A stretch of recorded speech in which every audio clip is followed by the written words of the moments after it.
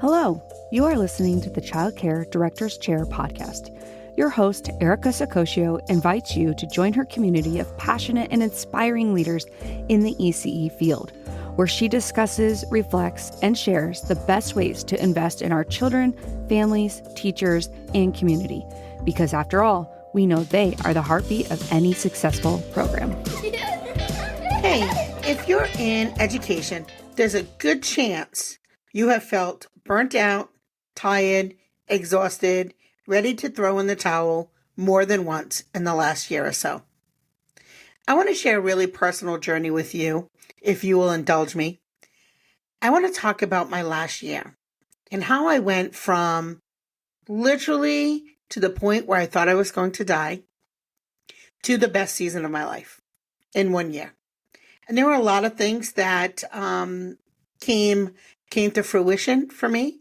And so I want to share it with you because I hope, one, it will inspire you, or two, at the very least, give you some hope that things will get better. So I started my podcast just a little over a year ago. And it was really truly a place where I just came to vent, talk with other people who were facing the same challenges as me, and maybe just not feel alone. And I met so many wonderful people.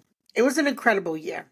And as I reflect on all the things I accomplished, I can't express to you my gratitude for you, the amazing listeners who tune into my podcast literally every day, Monday through Friday. I guess not on the weekends, but Monday through Friday, every day for a little over a year. Or my friends that are on YouTube here who check out my videos. Some are the same as my podcast and some are not. Some of you have been on my YouTube channel for years. So thank you. Some of you may have just found me last week. And so you're new to our community. But all in all, it's been crazy. It's been a crazy couple of years in education. In that time, I have, hard to believe, in 1 year, have hit over 250 podcast episodes, 90 interviews with amazing childcare directors just like you, teachers in the field who I love because I know I could not run my business without them, or even those advocates and agencies that support the work that we do here in early childhood education. I've had some coaches on our show that are amazing. I've had all different types of people who support our early childhood community. So I hope that you will reach out to some of those folks. And maybe not the ones on my show if they're not the right fit, but reach out to somebody and ask for help. It's okay. In our special episode, I wanted to share a few of the more popular episodes with you in our playlist. So I'm going to put that in the show notes below. We are going to be taking a hiatus from the podcast for the next 6 or 7 weeks as we're rolling into the holidays, so I can spend some time with my family and rejuvenate and be happy for the blessings that I have. And so that would be one piece of advice I have for you if you're not doing that, because it's very easy to get overwhelmed, especially the way that our industry is right now. Many of you are struggling with getting kids, getting staff, new regulations, increasing expectations.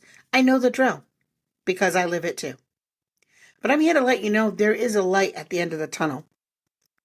You see, I'm going to bring you back. About a year maybe about a little year, over a year ago, I was on the playground at my school age program. And I had just recovered from COVID. Maybe 14 days after the onset of COVID. I remember being on the playground and remember feeling this sudden sense of I couldn't breathe. And I said to myself, am I having a heart attack? An asthma attack? An anxiety attack? I didn't know. But I felt this, like I just couldn't breathe. And I remember standing there thinking, should I call 911? And I was covering teachers' lunch breaks, and there was not enough staff for me to leave. I was the only admin on at that point until folks started coming back from their lunch breaks. And that my friends, is what you call an epiphany. Because I had been under so much stress for the last 4 years prior. My mom was aging, was sick.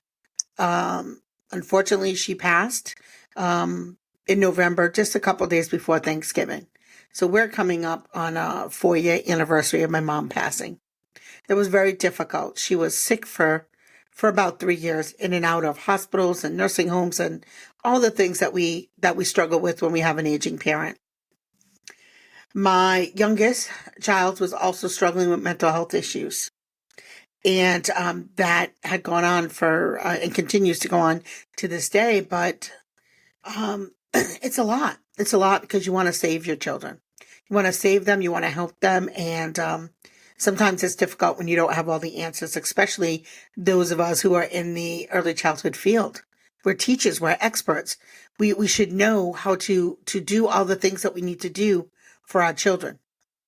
And so it was then you have to realize that you are also only human and only can do so much. And if that wasn't enough, one of our daycare vans got hit by an Amazon truck. Luckily, with the grace of God, nobody was hurt.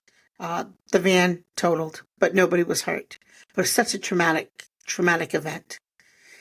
And then if that's not enough, after all of those things, we had this little thing called the pandemic that happened.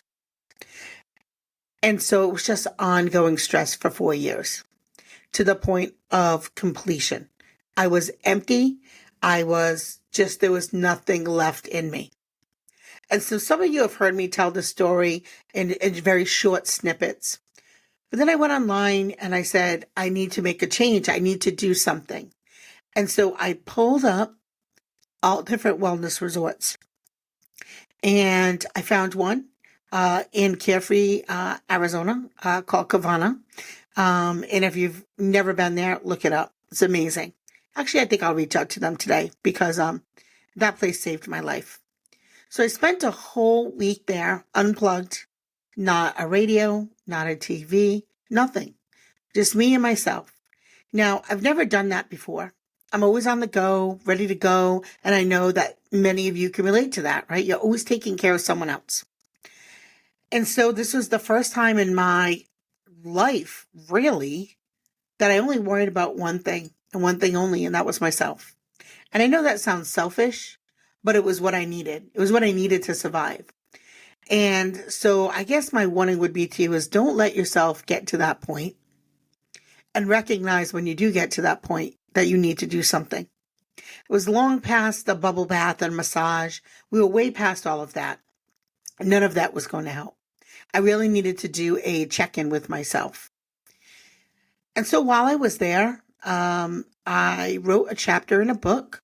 It is called Women Excelling Everywhere. And I wrote it with 9 or 10 other incredible women who have their own journeys.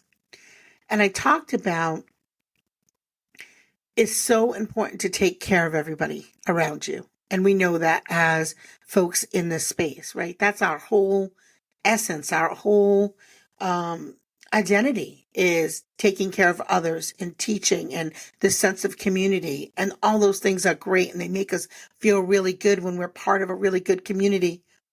But we very often forget about ourselves. And I'm glad that this language in this conversation is coming up now because it does seem as though there's a shift and there's a lot more talk about it. But for somebody who's been in the fields for 25 years, we would wear that as a badge of honor, right? Our work ethic. But that work ethic may not always be the best decision, not if you're running yourself into the ground. And so it's important that you recognize that. So with that, I wrote a book. We have our podcast, 250 episodes, as I said, 90 interviews.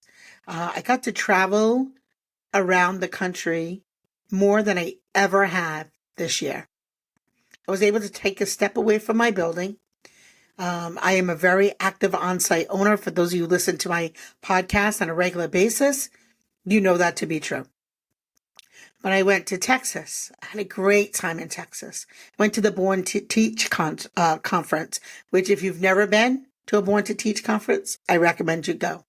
It's definitely refreshing, definitely fun, engaging, wonderful conference. Well put together. So congratulations, Latrice. But also what made that conference so wonderful and amazing was the people who attended and the people who spoke. It was the first time I had been to a conference where people were so engaged with each other. And it was just exactly what I needed at the right time. And so I made many friendships in this last year. Many of those folks have been on my show. Many continue to listen. I even got to meet some of my listeners there for the first time, which truly made my heart sing. So, connecting with community, so important. And that is going to be a strategy that I recommend for you. Then I got to go to several other conferences. Connecticut, I was in Connecticut, which is just one state over. And ironically, it was so funny. Typically, when you're at a conference, I was a vendor. When you're at a conference, they usually will separate like types of businesses. I'm a podcaster and Noelle's a podcaster. I'm a coach and she's a coach. And they literally put us next to each other. Now, that wouldn't be the typical setting at a conference. You would normally, as I said, separate. But see, I believe it was fate because all of these things started to snowball and this momentum started to happen. Or perhaps it was my mind shift. I'm not sure. You see, because a lot of things happened to me when I went to Arizona. I did some things I never did before. Besides unplugging, I did things that will sound really funny and kooky to some. And for others who have experienced it, you'll get it. But I walked the labyrinth with no shoes on. In Arizona, it was warm, it was beautiful, it was sunny. And as I walked the labyrinth and I got to the middle, I put down my stone and there was this just release. And I cried in a way that I never cried before. It was a combination between happy and sad. It was a combination between letting go of the past and being hopeful and grateful for the future, knowing it was going to be okay. And I know some of you right now are not sure that it's going to be okay. But I promise you it will be. And it will be a new day. And there will be wonderful new blessings that will come to you. And I did a sound bath where they played Tibetan water bowls. And that was also amazing. I learned a little bit about sleep and how that impacted, or lack thereof sleep, how that impacted my life. And so I'm still on this journey that is very obvious, but I am so much more mindful. I do not let myself get burnt out to the same level that I would have a year ago. Now, don't be fooled. I am still very much a mover and a shaker. I am still very much dedicated to my craft. I am still very much dedicated to my podcast, to my YouTube channel, to my community. All those I am still 100% in. I'm all in. I'm all in for all of us because somebody needs to have a voice for our early childhood educators and our programs. And so I want to be one of those voices. But as fate would have it, I met Noelle. And Noelle and I had so many things in common. Now, beyond the work things that were obvious, beyond our fields, our families were similar. The ages of our children were similar. Our husbands' backgrounds and cultures were similar. So many things were similar. We immediately connected. I have a new friend for life, and we're going to do great things. Great things that we're going to bring to all of you. On top of that, I've had the pleasure of joining the John Maxwell Coaching and Speaking Program. I haven't graduated quite yet, got a few months to go, but the things that I have learned in the little bit of time that I've spent with that group are so impactful. Been able to figure out just the right way to craft my voice and tell my story in a way that I hope translates to so many of you, in a way that I hope will really make you understand how much I truly love you and our community, and how much I really want you to succeed. Not for my own gain, but for the gain of our children, for the gain of my sisters out there who own their own childcare centers. I see you, you small business owners. I see you. I know your struggles. I feel them every day. I've had the privilege to start working with Evan Carmichael's team on my YouTube channel. And boy, whoa, those things are clicking in my head. I cannot wait to bring you the best content that I can. And I'm going to get better every day. I know there are going to be times where I'm not making quite the right eye contact, or my script isn't quite perfect. But I promise you, every episode comes from my heart and comes from the best of what I know of 25 years of being in the industry. And I guess it's 26 now. But I want our community to continue to get stronger. And so that's important to me. And so as we look ahead, what can we look ahead? What do you expect? What can you expect from me, Erica, the Childcare Force, on the Childcare Directors Podcast? I'm working on a book. We'll start working on that book in January. I'm going to write a book for childcare directors. It's going to be specifically written for you. And I'm going to share all these stories that I have been so lucky to hear and so grateful to connect with all of you. I'm going to tell our story. I'm going to tell it through the lens of others, but I'm going to tell our story of women who are in business, who are running childcare centers, who are working in childcare centers or early learning programs or pre-K, it doesn't matter, schools, in education. Because to me, we are one. Educators, no matter what age you work with, we all know that we're connected. My kid this year will be your kid next year if you're in elementary school, right? So important. So I'm going to work on I'm going to write a book. And for those of you who want to be part of our story, let me know. Visit me on my website. Send me a message. Send me a DM. I answer everything. You can send me a text. My personal phone number is right on the website. Send me a text. I want to hear your story. I want to include you in my book. We're going to be making new video content. This is a place where everybody's voice matters. I will make content for school-age folks. I will make content for early learning folks. I will make content for childcare directors and how you can support your programs. Because many of you may be looking to wraparound care, especially in the states where state-funded pre-K or universal pre-K or whatever they happen to call it in your state has continued to grow. Parents are still going to need you before school and after school and summer and vacations and all the other variables when school is closed. So I'm going to help make some content to help you not only survive, but thrive. And when I say survive, I mean all of you, not just your bank account. I want to make sure that you are okay. I want to make sure that you are good, right? And talking with all of you and hearing your stories and being able to connect with this community also is a way that helps me take care of me. So the road ahead looks pretty great. Noelle and I are putting together our first conference for early childhood educators right here in my home state of Rhode Island, which is a very interesting place to have it. And it was intentional. Not only is it my home state, it's the smallest state in the whole country. We have such a warm, welcoming atmosphere, so intimate of a setting where we can really connect. I don't want anybody to be overwhelmed when they come here. We have one of the best airports in the country to fly into. Super easy to get in, super easy to get out. We're going to have tracks for school-age people. We'll have tracks for males in education. Like, seriously, all of the folks in early childhood education are going to come together. And I hope to see you there. I really hope that we do.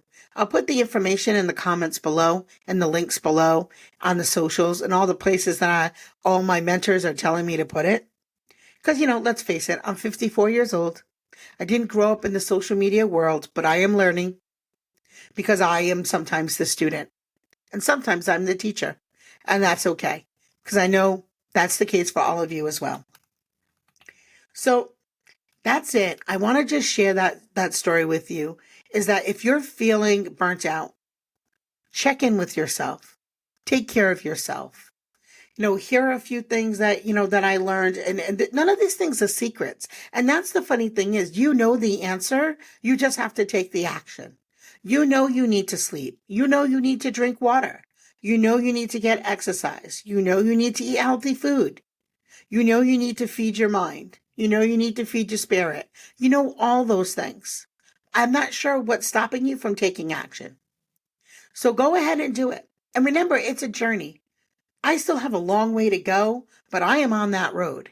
And I hope that you're on that road too. I hope that you will be optimistic as we approach the new year. I hope you will be reflective as I have today and think about all the things that you have accomplished, all the impact that you have made on families, on children, on your community. Please celebrate some of that, because I know it's been hard. And it's probably going to continue to be hard for the next year or two. We'll have to see. But in that time, in that space, know it's okay to take care of yourself. There's lots of books out there, and, we're coming into January in just about 8 weeks. So don't worry, there won't be any shortage of articles, blogs, and all the things, right? But don't wait till January. I want you to today, look in the mirror and say, what 3 things am I going to do to avoid burnout and do things that I love to do? Find those things that you love to do. They will fill you up. I love my YouTube channel. I love my podcast, and I love all the people who come in, whether it's 1 listener, 1 view, or 2 million. It doesn't matter, because I'm not doing it for that reason. I'm doing it so that we have a community that we can go to, that has our back, and reciprocal relationships, as always. So that's it for today. I hope that you find some inspiration. If you liked this video, please hit the subscribe button. Leave me a comment below. Truly, again, I love you guys, and I hope that you have an amazing day. Well, all the cute little kiddos have been picked up, and it's time to go home. And that'll do it for another episode of the Childcare Director's Chair. Please leave a review so Erica knows the information is helping you to manage and improve your childcare centers. Remember to subscribe to get the latest episode from Erica's Childcare Director's Chair.